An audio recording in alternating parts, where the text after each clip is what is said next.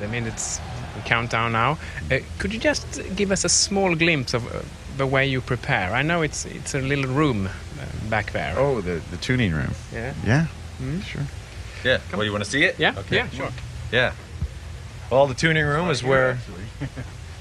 This is where we knock off all the rust from the night before, or working out. Was it a bad one in Germany last night? That was a great show. Yeah. But the first show in a long time, and you have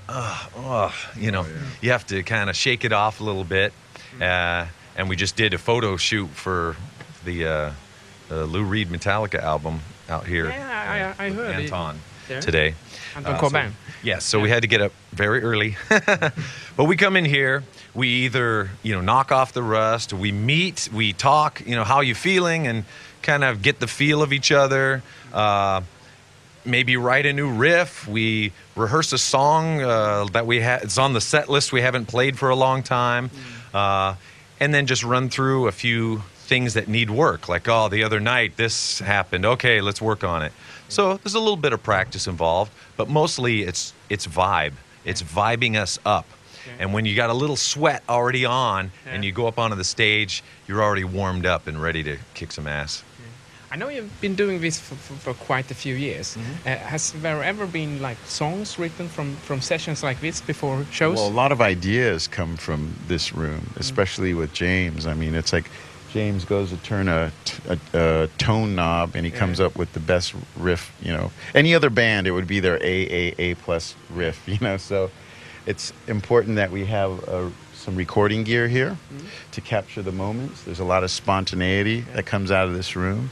And like James says, this room is for everything. It's where we can sit down and talk. It's where we can stretch out. It's a room of riffage, new riffs, new ideas. Yeah. So it's positive. It's a great place. And it changes everywhere we go because obviously it's a little smaller here tonight. It's quite tiny, and I know you play it quite loud. 3 times as big and 10 times bigger. But sometimes it's in like a giant shower.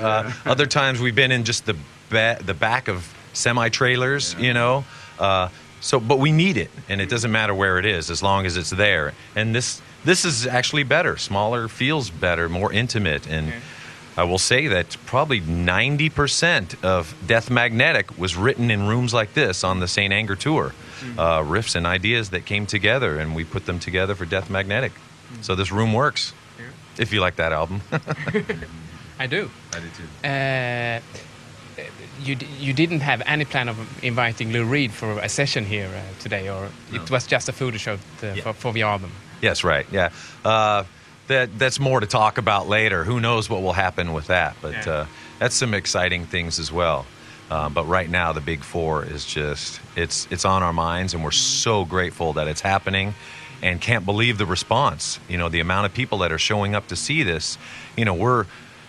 We've been through Sweden quite a bit the last few years, and Scandinavia in general. But to be able to come back and see this, the amount of people and fans that love metal fill this place. And, I think Iron Maiden just played 2 nights ago. Yeah. And they filled the place too. So Sweden is alive with metal.